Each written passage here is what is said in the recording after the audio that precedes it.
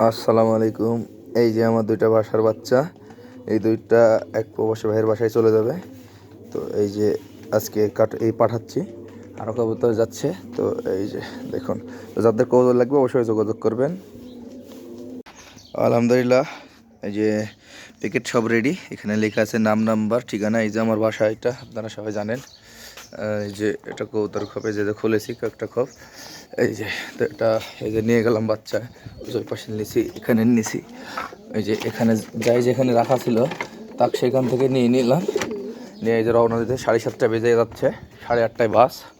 একবার আবার বানেশ্বর ট্রাফিক মোড়ের ভিডিও করব, মানে যেখান থেকে আমি কবুতর দিই। আজ তার আগে আল্লাহ হাফেজ, আসসালামু আলাইকুম।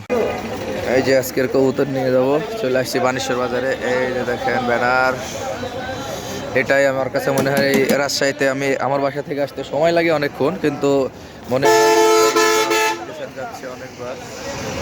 আমাদের ফরিদপুরের বাসটা এখনও আসেনি, আসবে। তবে আমি এখান থেকে যতগুলো কবুতর দিয়েছি আজ পর্যন্ত একটা মিসিং হয়নি বা কোনো ঝামেলা হয়নি। কবুতর ঠিক টাইমে পৌঁছে গেছে এবং ঠিক টাইমে মানুষ সবাই পেয়ে গেছে। আর এই যে বাসা থেকে করে নিয়ে এসেছি, এটা এখানে আছে, বিল দিয়ে দিয়েছি। ফরিদপুরের বিল নিল 500 টাকা, আর আমার বাসা থেকে যাতায়াত 100, টোটালে 600 টাকার মতো খরচ হবে আর কি। যারা ফরিদপুরের আশেপাশে আমাদের কবুতর নেবেন ভাইয়ের যারা আছেন, তাছাড়া এখান থেকে সর্বনিম্ন ভাড়া নেয় আর কি সবাই মিলে। তো এই জন্য ভালো লাগে। তো ভালো থাকবেন, সুতরাং আল্লাহ হাফেজ, আসসালামু আলাইকুম।